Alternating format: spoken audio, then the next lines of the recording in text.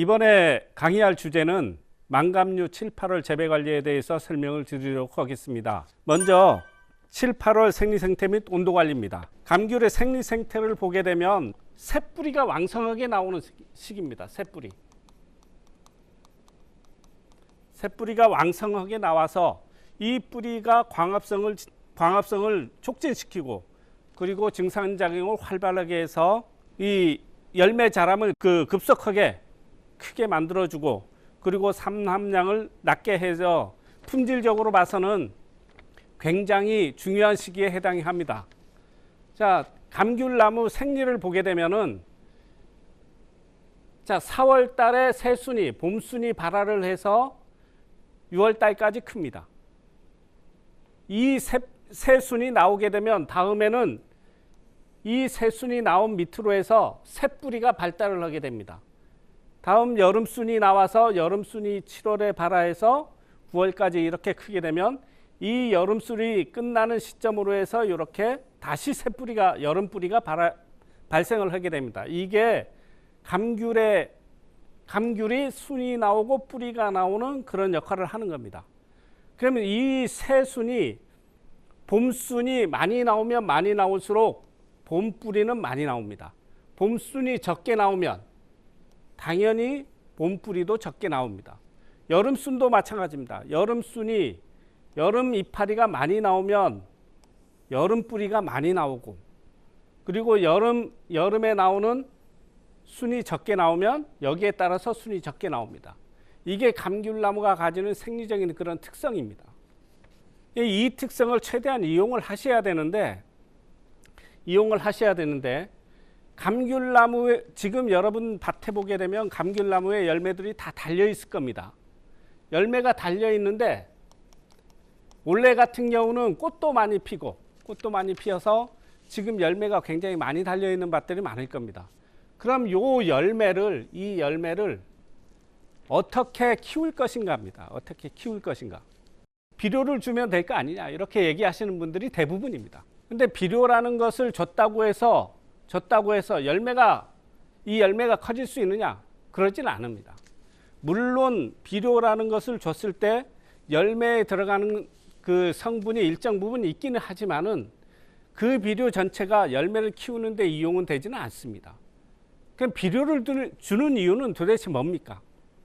여기에 대해서도 설명을 좀 하겠는데 감귤에 있어서 그 전에 제가 설명을 드렸는데 감귤에 있어서 감귤나무는 생장을 두 가지로 한다고 했습니다. 하나는 영양생장, 또 하나는 생식생장을 한다고 했습니다. 이런 생장을 두 가지로 나눠서 하는데 비료가 하는 역할은 어떤 역할을 하느냐면 요 영양생장을 활발하게 해주는 그런 역할을 합니다. 영양생장이라는 것은 뭐냐? 잎이 나오고 뿌리가 나오는 그런 거라고 했습니다. 생식생장은 꽃이 피고 열매가 자라는 거, 열매가 생기는 걸 생식생장이라고 했습니다. 그럼 비료를 줬을 때 영양생장 쪽으로만 비료를 주면 영양생장 쪽에 활발하게 돼서 이파리가 나오는 쪽으로 가게 됩니다. 그러면 이 이파리를 가지고 요 열매를 키우는 쪽에 가는 게 비료가 하는 역할입니다. 즉 비료를 주면 그게 열매 먹어서 열매가 커지는 게 아니고 비료를 주면 그 비료를 가지고 이파리를 키워서 그 이파리가 열매를 키우는 역할을 하는 겁니다.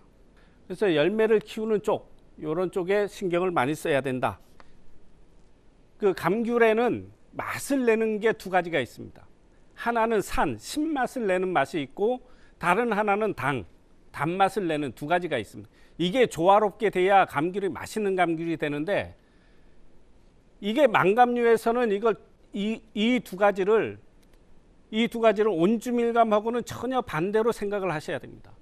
망감류에서는 기본 두 가지를 볼 때 산을 관리하는 시기와 그리고 당을 관리하는 시기를 이걸 나눠서 봐야 됩니다. 산을 관리하는 시기는 몇 월부터 몇 월까지냐? 7월부터 9월까지가 산을 관리하는 시기입니다. 당을 관리하는 시기는 10월부터 해서 수확기까지 관리합니다. 그럼 지금 시기에 관리하는 거는 산을 관리하는 시기에 해당이 됩니다.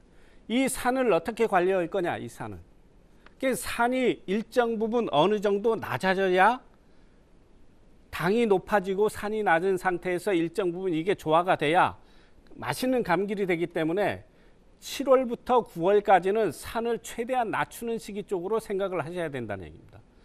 산을 낮추기 위해서는 1차적으로는 물이 충분하게 들어가서 산을 낮추게끔 하는 거고, 다음 두 번째는 온도를 높여줘서 호흡량을 증가시켜서 산을 낮추는 방법이 있는 거고, 다음 세 번째가 열매 크기를 크게 해서 산을 희석시키는 그런 이 세 가지, 요 세 가지를 가지고 산 관리를 하는 쪽에 생각을 하시면 좋습니다.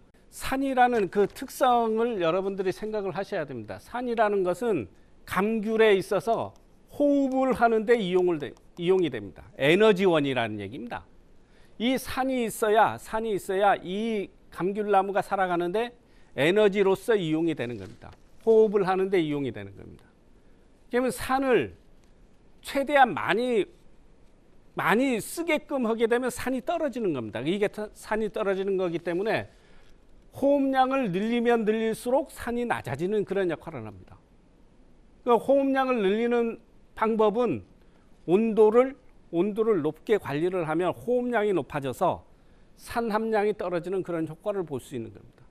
그러니까 여기서 물을 적당히 주고, 그리고 온도는 좀 높여줘서 높게 관리를 하시고, 그리고 열매는 좀 크게 만들어주면은 산이 적당하게 떨어지는 그런 맛있는 감귤을 생산할 수 있는 산 관리 방법이다, 이렇게 생각을 하시면 되겠습니다. 레디앙에 대해서 설명을 조금 하겠습니다.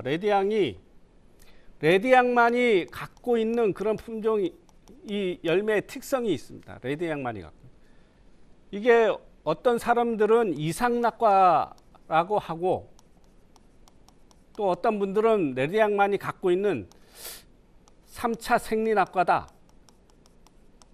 이렇게 얘기하는 분들도 있습니다. 뭐 이상낙과든 3차 생리낙과든 좋습니다. 이게 레디앙만이 갖고 있는 품종 특성인데, 이게 가장 문제가 됐던, 레디앙이 들어와서 처음 수확이 되면서 문제가 됐던 게 2010년도입니다. 2010년도에 문제가 돼서 이때 조사를 했던 걸 가지고 제가 여러분들한테 좀 설명을 드리겠습니다. 낙과 기간이 언제냐? 7월 10일부터 해서 7월 20일까지 해서 떨어졌습니다. 낙과율은 몇 %까지 떨어지느냐 달려 있는 거예요. 전혀 안 떨어진 밭도 있습니다. 어떤 밭은 70%가 떨어진 밭도 있습니다. 낙과율이 이렇게 크게 차이가 난다. 다음 세 번째로, 이런 낙과율 차이는 어떤 나무를 비교해 봤을 때 어떻게 차이가 나느냐? 수세가 약한 나무일수록 많이 떨어지고, 수세가 중간이거나 강한 나무는 적게 떨어집니다. 이런 특성을 나타냈습니다. 그러면 요 10%에서 70%까지 떨어졌는데, 처음에는 농가에서도 굉장히 염려를 많이 했고 저희들도 염려를 많이 했습니다.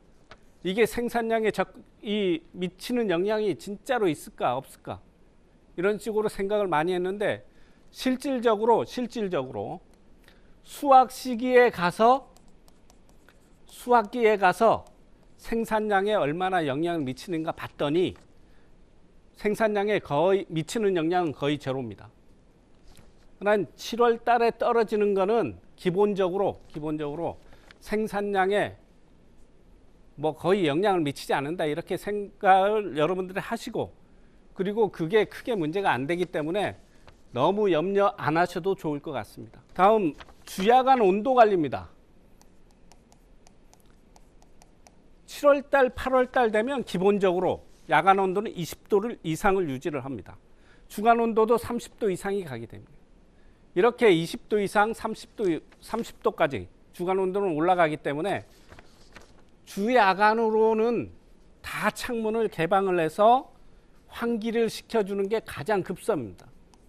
너무 뜨거워지지 않도록 환기에 철저를 기해주는 거, 요거 하나만 생각을 하시면 됩니다.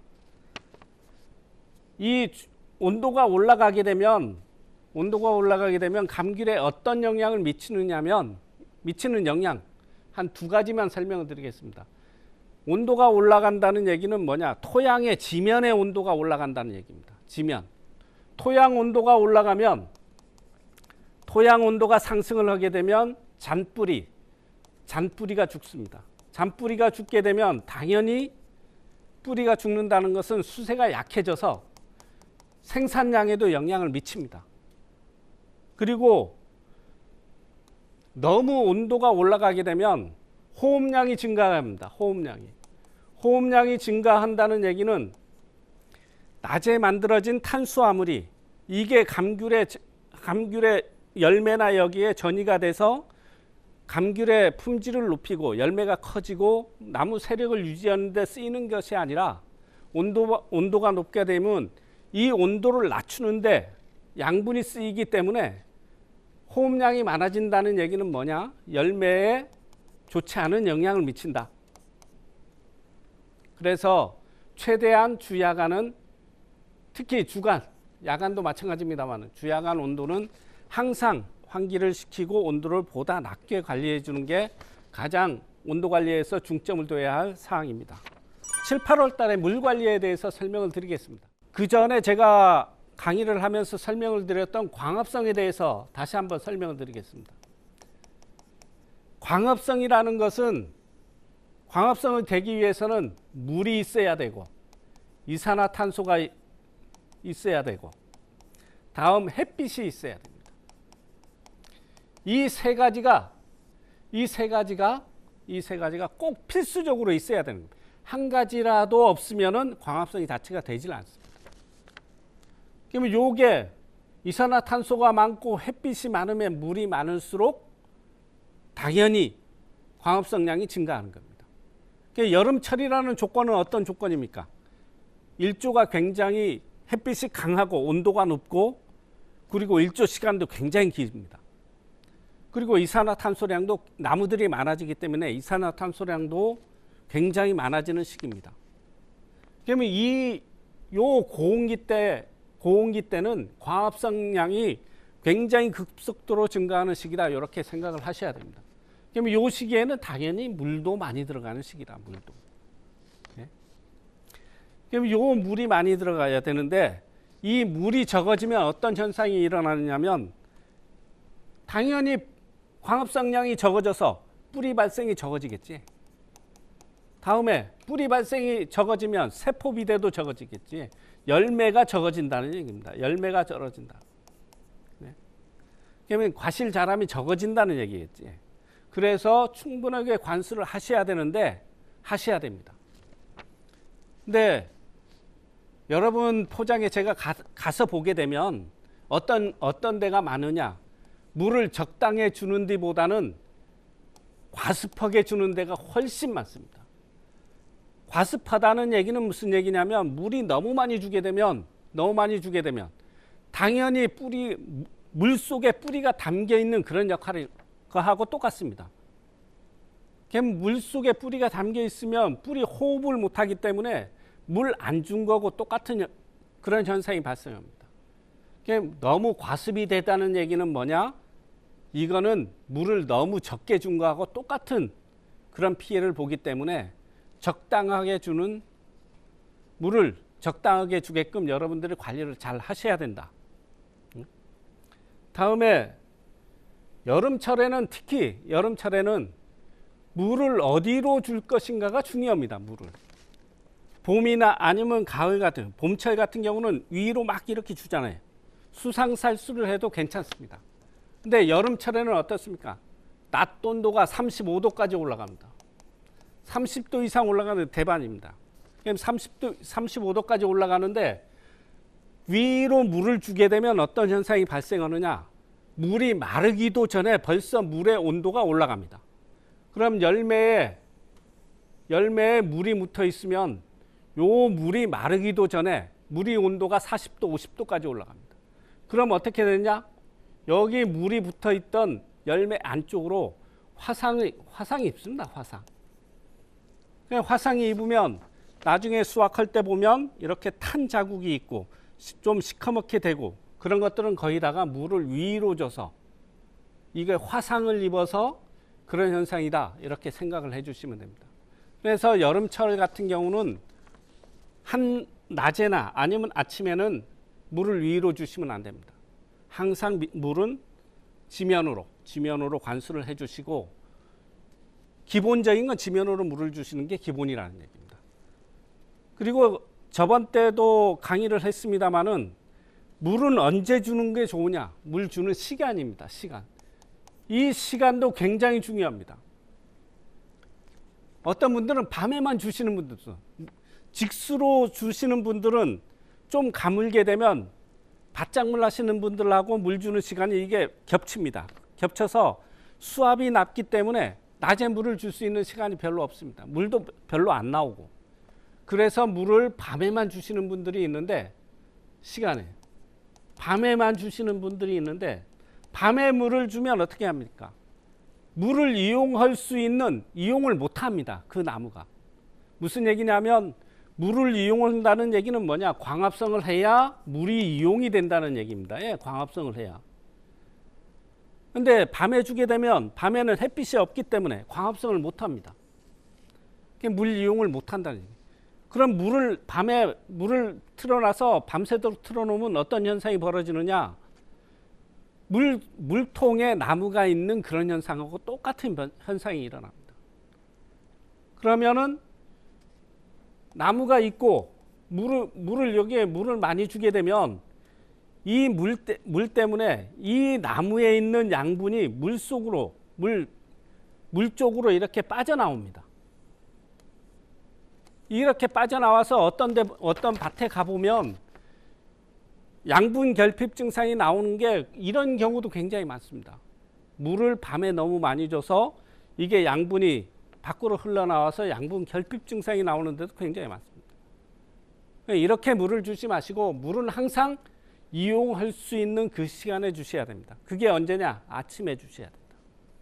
그러나 아침에 위로 주는 게 아니고 밑으로 지면 관수를 해주시면 그게 바로 물을 줄 수 있는 가장 최적의 방법입니다.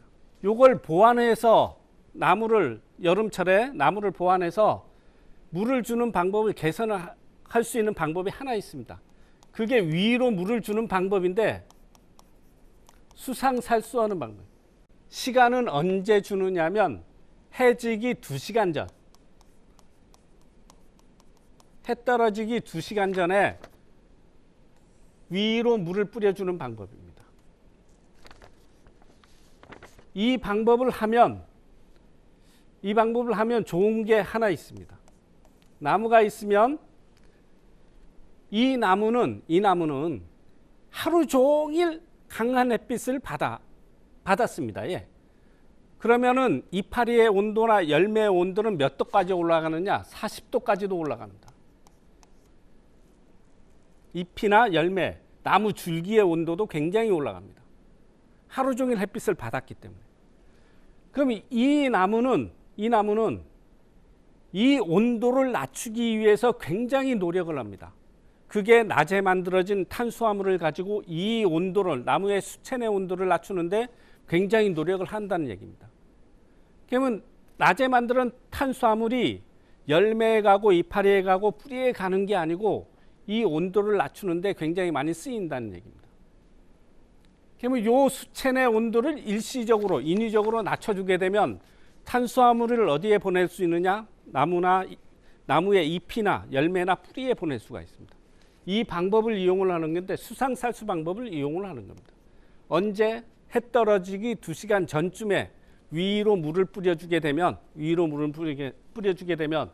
나무의 온도가 일시적으로 떨어지게 됩니다. 그러면 나무의 온도가 일시적으로 떨어지면 이게 밤까지, 햇빛이 떨어지고 난 다음에 밤까지 이어져서 나무 수체내 온도가 굉장히 떨어져서 나무가 호흡할 수 있는 시간이 어느 정도 떨어지는 그런 효과를 볼 수 있습니다. 근데 여기 위로 수상살수를 한 다음에 이게 새벽까지, 아침까지 마르지 않으면 어떻게 되겠습니까? 당연히 아침에 물 준 거하고 똑같은 효과가 있어서 열매에 물이 붙어 있으면 햇빛을 받아서 이런 화상 증상이 나오기 때문에 물을 준 다음에 아침까지는 이게 말라 있어야 된다. 그러면 주는 시간은 어느 정도가 적당하냐? 3분에서 5분 정도. 이렇게 주시면은 아침에는 어느 정도 말라 있는 그런 효과를 볼 수가 있습니다. 이 3분에서 5분이라는 얘기는 여러분이 판단을 하셔야 됩니다. 5분 줬는데 아침에 가서 이게 열매나 이런 이파리에 물이 말라 있지 않다 그러면 시간을 줄여서 주셔야 되는 겁니다. 그러면 요 효과만 보시더라도 굉장히 여러분들이 그 나무나 아니면 열매나 이거 품질을 높이는데 굉장히 도움이 될 거라고 생각을 합니다.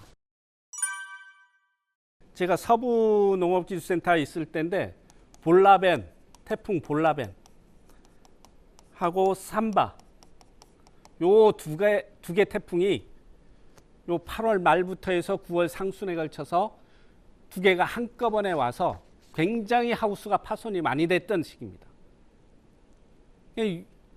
하우스가 많이 파손이 됐는데 도대체 이 하우스가 지금 어떤 식으로 지어졌기 때문에 이게 파손이 되는지 아니면 비닐이 엊그저께 비닐을 한 것 같은데 이게 왜 태풍에 이렇게 쉽게 파손이 되는지 여기에 대해서 제가 조사한 내용에 대해서 설명을 드리겠습니다. 먼저 두 가지입니다. 두 가지로 구분을 했는데 하나는 골조 파손, 하우스가 파손된다는 얘기입니다. 또 하나는 비닐 파손. 요 두 가지 유형에 대해서 구분해서 설명을 드리겠습니다. 골조 파손은 기본적으로 하우스가 들립니다. 하우스가 전체적으로 들려서 옆에 밭으로 이렇게 넘어간다든가 하는 거예요. 들림. 또 쓰러집니다. 네. 또 그리고 쓰러지는 건 완전히 쓰러지는 거지. 그리고 기울어지는 거. 요 세 가지입니다. 세 가지에 대해서 제가 조사를 했습니다. 들리는 경우는 옆에 이렇게 버릿줄을 이렇게 하우스에 맵니다. 요즘에는 안에도 다 맵니다. 안에도. 그런데 요 당시에는 안에까지 이렇게 버릿줄을 한 농가는 별로 없고 다 밖으로 이렇게 버릿줄을 합니다. 예? 버릿줄을 하는데 어떤 밭에 이 들린 하우스 가보면 어떤 하우스가 많으냐면 하우스 면적을 많게 하기 위해서 밑에 이렇게 버릿줄을 하고 밑에다 금가를 묻어놓고 고정을 해야 되는데 하우스 면적을 늘리기 위해서 하우스 끝으로만 짓다 보니까 금가를 묻을 수가 없어. 요 금가를 묻지 못해 갖고 하우스가 들린 경우가 많습니다. 하우스를 지을 때는 요즘은 굉장히 이게 강화가 돼서 하우스가 들리는 데가 많이 없지만은 요 당시에는 좀 그런 게 많이 있었다. 다음 쓰러지는 것이 있습니다. 쓰러지는 게 요것도 마찬가지 쓰러지고 기울어지는 것도 어떤 경우냐면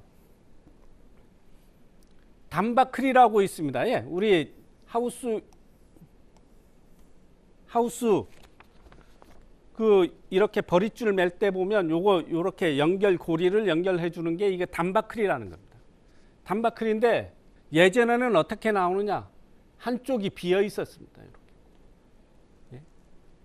한쪽이 비어 있어서 강한 태풍이 와서 바람을 세게 맞게 되면 요 단바클이 이렇게 벌어집니다. 이렇게 벌어져서 여기에 단바클에 버릿줄, 와이어를 연결해서 고정을 시켜놨는데 이게 벌어지면서 이 버릿줄 역할을 다 못한 거지. 다 못합니다. 그래서 하우스가 이렇게 넘어지거나 아니면 쓰러지거나 이런 피해가 났었다. 예. 그리고 또 하나가 하우스가 있어서 이렇게 버릿줄을 맵니다. 이 밑에다 금가를 이렇게 묻습니다. 금가. 이게 버텨줘야 되는데 이게 금가를 작은 거를 묻게 되면 이 금가채 올라옵니다. 이렇게 올라와서 하우스가 다시 넘어가요. 이런 문제가 있습니다. 기본적으로 하우스를 지을 때는 요즘에는 그렇지 않습니다. 그 당시에 지었던 게 요 근가가 어느 정도 크기냐면 0.7m, 0.7m에서 1m 정도 크기였습니다. 요즘은 그보다 큰 걸로 묻습니다. 1m에서 1.2m 정도 한 걸로 묻습니다. 다음에 단바클 연결 고리 요것도 다 동그란 걸로 바꾼 겁니다. 크기도 큰 걸로 바꿨습니다. 버팀줄도 그 당시에는 6m에 하나씩 맸습니다. 6m에 하나씩 맸는데 요즘에는 4m에 하나씩 매고 있습니다. 그래서 요즘 지어지는 하우스 같은 경우는 뭐 태풍에 이렇게 넘어가거나 그런 것들이 굉장히 없을 거라고 생각을 합니다. 그 당시에는 좀 이런 문제가 생겼다. 하우스가 있으면 이 측창이나 천창을 어떻게 관리하느냐에 따라서 요 비닐 파손되는 게 굉장히 다르게 나왔습니다. 1차적으로 첫 번째가 환풍기를 가동하는 겁니다. 완전히 닫아놓고 환풍기를 가동을 합니다. 이렇게만 되면 환풍기를 가동을 하게 되면 이게 만약에 정전이 됐을 때가 문제가 되지. 정전만 안 되면 이렇게 하는 게 가장 안전한 방법입니다. 환풍기를 돌려서 안에 있는 공기를 밖으로 배출하는 거. 이게 가장 안전한 방법인데 정전이 됐을 때는 이건 뭐 그냥 비닐이 파손됩니다. 아니면은 골조가 파손되거나 이런 게 나올 수 있습니다. 환풍기를 돌리는 하우스는 필리 그 비상발전기가 꼭 필요합니다. 그래서 환풍기 하시는 농가는 비상발전기를 꼭 가지고 활용을 하셔야 된다. 이게 가장 안전한 방법으로 조사가 된 겁니다. 다음 두 번째 안전한 방법이 옆에도 완전히 열고 천청도 완전히 개방을 하는 겁니다. 그러면은 비닐이 파손될 데가 없는 거지. 근데 이렇게 되면 문제가 되는 게 뭐냐? 이 안에 작물이 있습니다. 이 안에 감귤나무가 있는데 바람이 옆으로 들어와서 감귤나무가 많이 넘어지고 이게 손상이 많이 되는 그런 문제가 있는 겁니다. 그러면 이렇게 됐을 때 감귤나무가 없거나 아니면 감귤나무가 피해가 조금 정도는 자기가 감수하겠다 하시는 분은 완전히 개방을 해서 가는 게 좋다. 요게 완전 개방을 했을 때 피해율이 완전 개방을 하면 피해율이 한 3% 정도입니다. 다음 세 번째가 요 밑에는 이 옆창은 완전히 닫습니다. 요 위에는 완전히 엽니다. 요런 하우스는 이렇게 된 하우스는 완전히 닫고 완전히 열면 바람이 옆으로 들어와서 이 안에 있는 작물에 피해를 줄 수 있는 것을 어느 정도 커버를 해주고 그리고 대신에 이 바람이 들어와서 비닐을 날리는 걸 방지를 완전히 개폐를 하기 때문에 열어놨기 때문에 이렇게 된 건 굉장히 피해율이 적었습니다. 이게 10% 정도입니다. 10% 정도. 다음 네 번째가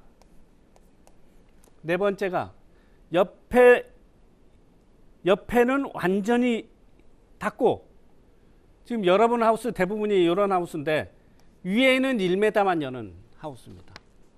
완전히 올리는 하우스 같은 경우는 이거는 저쪽에 표선이나 아니면 성산 이쪽 남원 쪽에는 이런 하우스들이 많은데 우리 삼북 지역의 하우스 같은 경우는 1m만 열 수 있는 하우스들이 대부분입니다. 열려고 해도 열지 못하는 얘기지. 그럼 이렇게 된 하우스 같은 경우는 옆에를 완전히 닫아놓고 관리를 해야 바람이 옆으로 들어오는 것을 방지를 해서 비닐 파손을 최소화할 수 있는 방법입니다. 이렇게 된 하우스도 한 13% 정도 이렇게 피해율이 나온 겁니다. 다음 다섯 번째 같은 경우는 피해율이 굉장히 많이 나온 겁니다. 옆에도 열고 위에도 요것밖에 안 엽니다. 옆에도요. 그러니까 어떤 분들은 태풍 올 때 태풍이 치는 쪽에는 닫고 태풍이 안 치는 쪽에는 열면 될 거 아니냐. 요걸 알 수가 없습니다. 알 수가 없어. 예? 그래서 옆에 열고 위에 1단만 열면 이건 비닐 파손 나옵니다. 이렇게 된 데는 30% 정도가 비닐 파손이 되어 있습니다. 요걸 봤을 때 태풍이 오게 되면 기본적으로 옆에는 완전히 닫고 위에는 최대한 열어주는 방법이 가장 좋다. 단 이렇게 허전하면 버릿줄을 튼튼하게 묶어둬야 된다. 이게 넘어가지 않게. 그러니까 이것만 철저하게 하면은 옆에는 닫고 위에는 열어놔서 이렇게 관리를 하시는 게 가장 좋은 방법이 아닌가 이렇게 생각이 듭니다. 여러분들도 태풍이 왔을 때는 뭐 여러분 나름대로 하는 방법들이 있겠지만은 이렇게 한번 해보시는 것도 좋지 않을까 이렇게 생각을 합니다. 자, 여름 전정이라는 것은 기본적으로 전정이라는 건 기본적으로 잎을 많이 만드는 것을 전정이라고 합니다. 여름에 전정을 했는데 기존에 있는 이파리, 그러나 자른다는 얘기입니다. 예. 기존에 있는 이파리보단 자른 다음에 새로 나오는 새 잎이 무조건 많아져야 전정의 효과가 있는 겁니다. 그러니까 어떤 분들은 그렇습니다. 예. 이거 자르면 그 자른 순보다 새 잎이 안 나와. 그러면은 이게 전정 효과가 있느냐? 전정 효과가 없습니다. 이파리가 없어졌기 때문에. 새 이파리를 만든다는 얘기는 뭐냐? 공장, 양분을 만들 수 있는 공장을 만드는 거기 때문에 전정의 의미는 무조건 기존의 이파리를 제거를 하면 그보다는 새 이파리가 무조건 많이 나와야 된다. 이게 기본 원칙입니다. 1차적으로 전정 시기입니다. 전정 시기는 7월 20일부터 해서 7월 30일까지로 이렇게 잡습니다. 요거는 시험 성적을 보게 되면 이렇게 잡은 이유가 있는 겁니다. 예. 시험 성적을 보게 되면 그전에는 여름 전정을 하게 되면 목표가 뭐냐? 여름 전정의 목표가 새 이파리를 만드는 것도 있지만은 가을순이 안 나오게 하게끔 하는 것도 또 하나의 목표였습니다. 그냥 가을순만 안 나오면 돼요. 가을순만 안 나오면. 가을순만 안 나온다는 얘기는 뭐냐면 늦게 전정하면 늦게 전정할수록 가을순은 적게 나옵니다. 이게 시험한 걸 보게 되면 7월 26일 날 한 거, 8월 3일 날, 8월 14일 날 전정한 걸 가지고 설명을 드리겠습니다. 7월 26일 날 한 거는 가을순이 0.2개 발생했습니다. 8월 3일 날 한 거는 제로, 8월 14일 날 한 것도 제로가 나왔습니다. 가을순이 발생 안 했다. 그러면 7월 26일, 8월 3일, 8월 14일 이렇게 했는데 가을순 발생하는 것만 봤을 때는 어느 게 좋겠습니까? 8월 3일 날 한 거, 8월 14일 날 한 게 좋겠지. 그렇지만 요 새 이파리를 기준으로 봤을 때, 새 잎을 기준으로 봤을 때는 이 전정을 한 다음에 그 이파리가 굳어져서 역할을 해야 된다는 것을 판단을 해야 됩니다. 판단을 할 수 있는 기준이 뭐냐면 그게 봄에 가서 꽃이 화분화가 돼서 꽃이 나오느냐 안 나오느냐 이거 판단을 해야 됩니다. 그러면 이거 판단을 해보면 7월 26일 날 한 거는 꽃이 나올 수 있는 비율이 85.7%가 나왔습니다. 8월 3일 날 한 거는 52.2%가 나왔습니다. 8월 14일 날 한 거는 29.6%가 나왔습니다. 50% 밑으로 떨어진다는 얘기는 기본적으로 이파리가 제 역할을 하지 못한다는 얘기입니다. 그러면은 전정하는 시기는 기본적으로 20일부터 30일까지 이렇게 잡았는데 제 생각은 20일 내외에 해주는 게 가장 좋지 않은가. 물론 가을순이 한두 개 이렇게 나오지만은 그 전정을 한 다음에 이파리가 나와서 제 역할을 한다는 새 잎의 입장에서 본다면 가을순 한두 개 나오는 그 정도 수준이 가장 좋은 전정 시기가 아닌가 생각을 합니다. 물론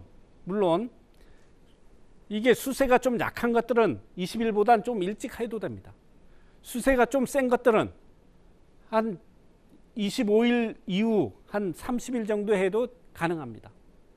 수세에 따라서 수세가 좀 약한 거는 좀 일찍 해도 되고 수세가 좀 센 거는 좀 늦게 해도 되고 이런 거 판단의 기준은 여러분들의 나무를 보면서 이렇게 판단을 하시면 됩니다. 이 여름전정이 또 뭐하고 연결이 되느냐, 요거하고 똑같은 걸로 보시면 됩니다. 적과하고 여름전정. 예? 자, 여름에 가서 여름전정 하는 시기가 이제 금방 다가옵니다. 여름전정 하는 시기에 갔는데 여름순이 언제 나오느냐면 여름순은 7월 상순 되면 6월 말 7월 상순, 좀 한라봉 같은 경우는 6월 달에 6월순 이런 것도 나옵니다. 6월 달부터 나오기 시작해서 7월까지 나옵니다. 그러면 여름순이 있는 나무도 있고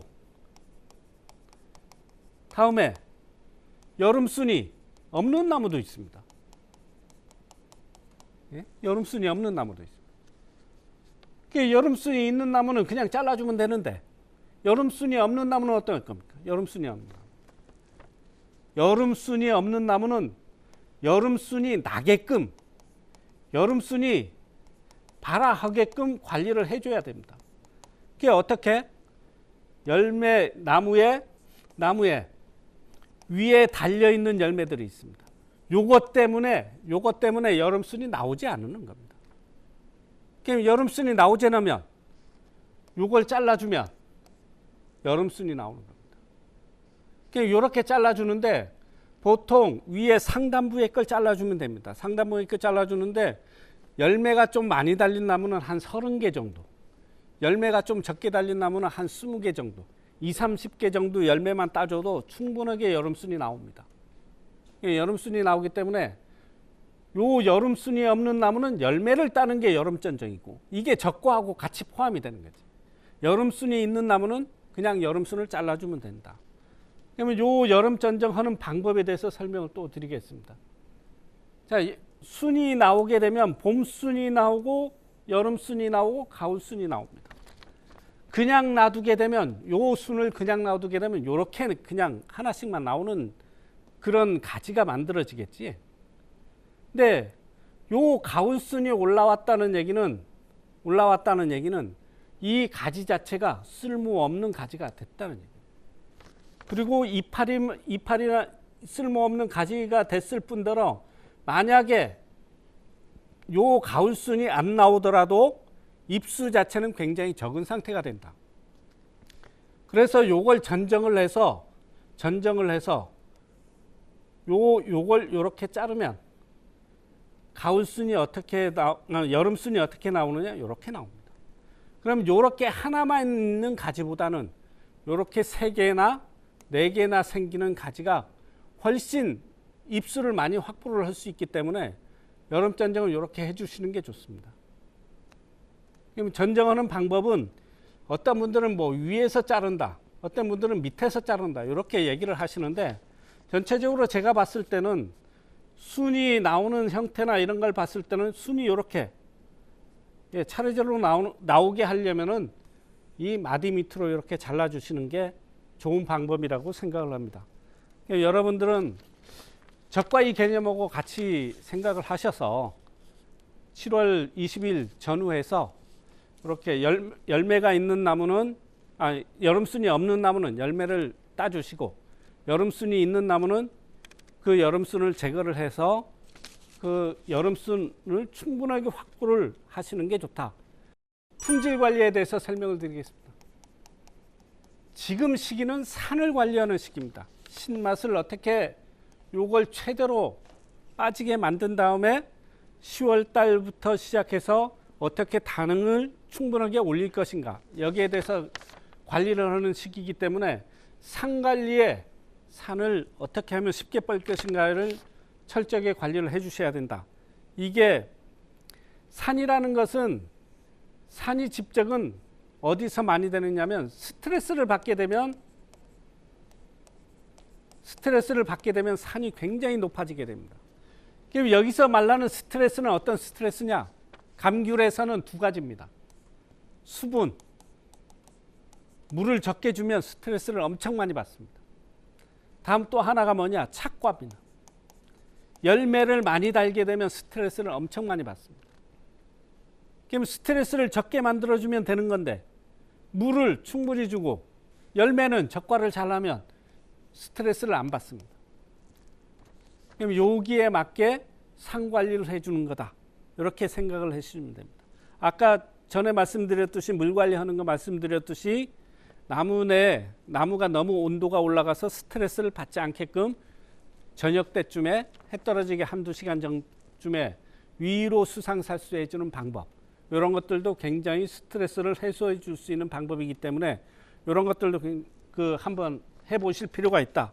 이렇게 생각이 들고, 다음에 칼슘제입니다. 칼슘제. 요 칼슘제를 치는 이유는 단지 부피 방지입니다. 부피 방지. 부피 방지하는 방법입니다. 요 부피 방지를 위해서 칼슘제를 치는데 기본적으로 노지감귤 같은 경우는 불용성 칼슘제인 뭐 크레폰이나 이런 걸 치는 방법도 있지만은 하우스 안에서는 그런 칼슘제를 치지 못합니다. 일반적인 수용성 칼슘제를 치게 되는데, 요 수용성 칼슘제는 치는 시기가 어떻게 되느냐? 칼슘제를 치게 되면 이렇게 열매가 있습니다. 열매가 있으면 이 열매가 요 칼슘제를 이 열매에다 치게 되면 열매가 직접 흡수하는 게 수용성 칼슘제입니다. 그럼 요 열매가 노랗게 되면 어떻게 해요? 노랗게 된다는 얘기는 뭐냐? 과피 자체가 노화된다는 얘기입니다. 이 과피가 노화가 되면 과피를 통한 이 칼슘제 흡수가 점점 적어진다. 그럼 완전히 착색이 된 다음에는 수용성 칼슘제는 흡수를 거의 못한다고 보시면 됩니다. 그러면 이 수용성 칼슘제는 어떤 시기에 치면 좋으느냐? 과피가 이 초록색일 때 치는 게 그게 좋습니다. 그러면 이 수용성 칼슘제 치는 시기는 언제부터? 8월 말부터 해서 착색이 완전히 되기 전까지 치는 게 효과적이다. 그럼 이걸 치는데 몇 번을 칠 거냐? 어떤 분들은 칼슘제를 쳤는데 효과가 없다 하시는 분. 대부분이지. 이걸 쳤는데 효과가 눈으로 보일 수 있게끔 이렇게 나오는 경우는 많이 없습니다. 이게 잘못 치고 있다는 얘기예요. 효과적으로 잘 치지를 못하고 있다. 그럼 효과를 정확하게 보려면은 몇 번을 쳐야 될 거냐? 효과를 정확하게 보려면은 3번 이상, 몇 번까지? 6번까지 치셔야 돼요. 한두 번 쳐서는 효과가 적게 나타나기 때문에 기본적으로 3번 이상은 이렇게 치셔야 된다. 그리고 특히 정확하게 부피가 많은 감귤 같은 경우는 한 6번까지도 이렇게 치시는 방법을 강구를 하셔야 됩니다. 물론 뭐 손으로 치는 게 아니기 때문에 이렇게 스프링클러나 이용해서 그렇게 쳐도 효과는 있기 때문에 그렇게 치신다면은 한 15일에서 20일 간격으로 해서 한 3번에서 6번 정도 이렇게 치시면은 칼슘제 같은 경우는 효과를 볼 수 있을 거라고 생각을 합니다. 또 다음에 비료입니다. 비료는 영양 생장을 촉진하는 역할이 가장 큰 겁니다. 영양 생장. 이파리가 잘 나오게끔 하는 게 그 비료의 역할이라는.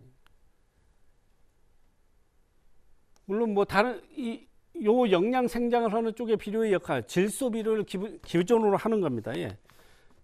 그러면은 8월달, 7월달, 8월달에 비료를 했을 경우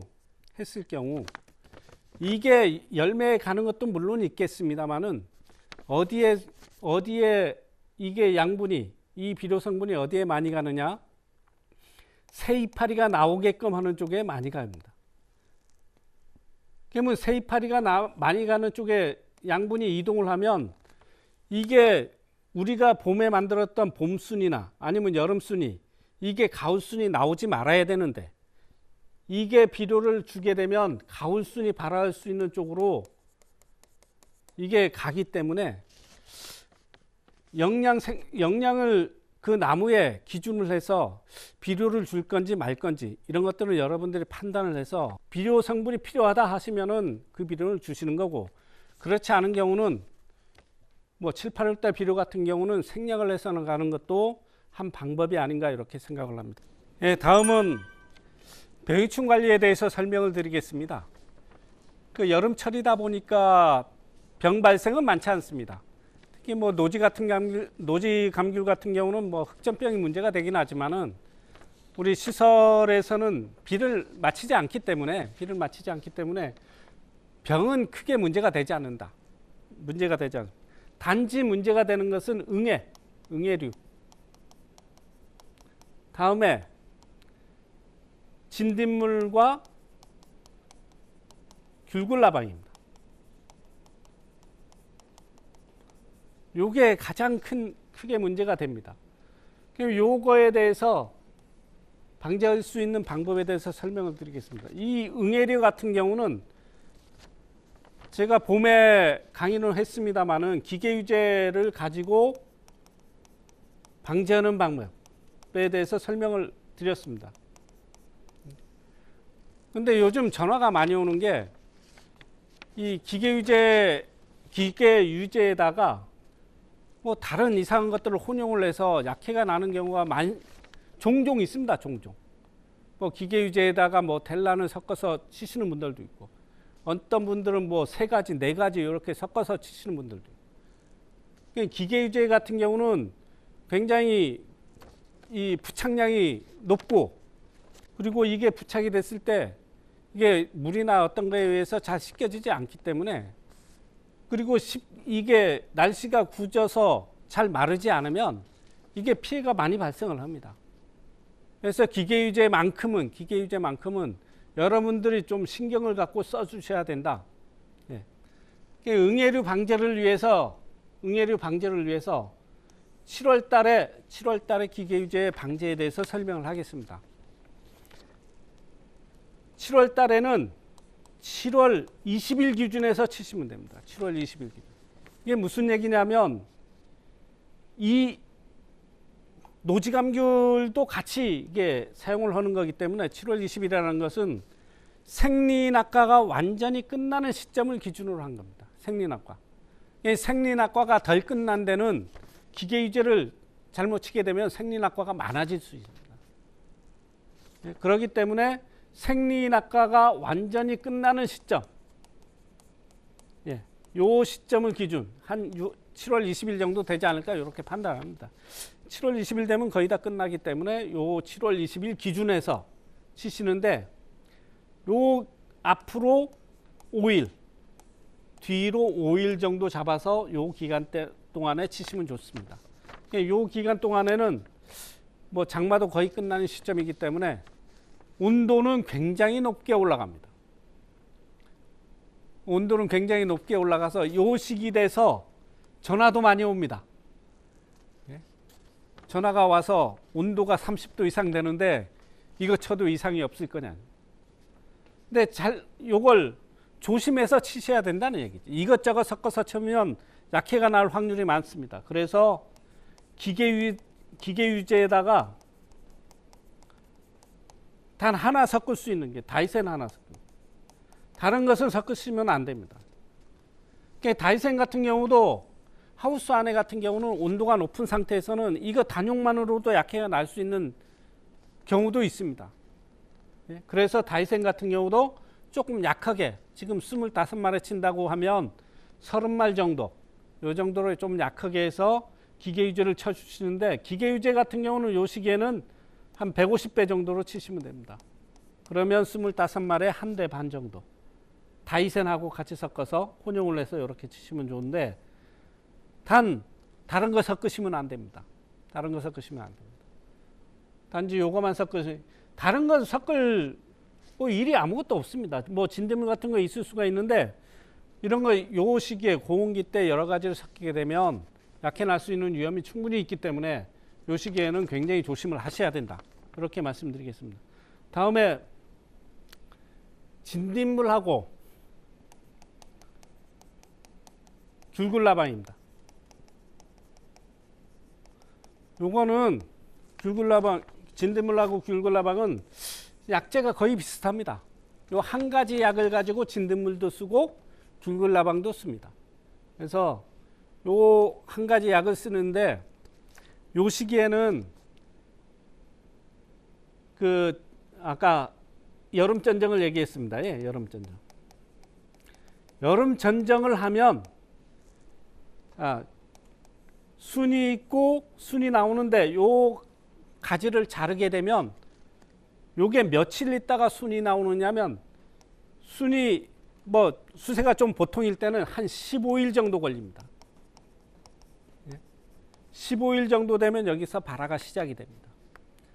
그러면 요 15일 이 여름 전쟁 아까 7월 20일 정도로 잡았습니다. 7월 20일 날 여름 전쟁을 했다고 하면 첫 번째 진딧물 귤굴라방 방제하는 시기는 15일 후, 그러면은 8월 5일쯤에 첫 방제를 하시면 되는데, 이 진딧물이나 귤굴라방이라는 것이 한번 발생이 되면 이게 방제가 힘듭니다. 그리고 피해도 심하게 나옵니다. 그래서 진딧물이나 귤굴라방은 순이 나오는 시점을 기준으로 해서 무조건 7일 내외해서 좀 먼 데는 5일에서 7일 간격으로 한 3번 정도만 살포를 해주면 방제가 마무리가 아마 될 겁니다. 그러면 7일 간격으로 3번 살포를 한다면 한 20일 정도 지나기 때문에 거의 자가적심이 되고, 그 다음엔 귤굴라방이 방제 안 되기 때문에 한 3번 정도, 많으면 4번 이렇게 방제를 하면 진딧물이나 귤굴라방은 쉽게 방제를 할 수 있을 거라고 생각이 됩니다. 특히 주목해야 될 게 발생해서 방제하게 되면 무조건 넣는다. 무조건 전정을 하게 되면 그 순이 나온 다음부터 5일에서 7일 간격으로는 무조건 이 전용 약재를 살포를 해 주셔야 됩니다. 이렇게 살포를 하면 뭐 크게 문제가 없을 거라고 생각이 됩니다. 마주 하면서 교육을 하면은 여러분들 의견도 받고 그리고 질문도 받으면서 이렇게 강의를 할 건데, 아무튼 저희들이 농업기술원의 차원에서 여러분들하고 같이 항상 여러분들 생각을 하고 있다는 점 여러분도 많이 생각을 해 주시기 바랍니다. 고맙습니다.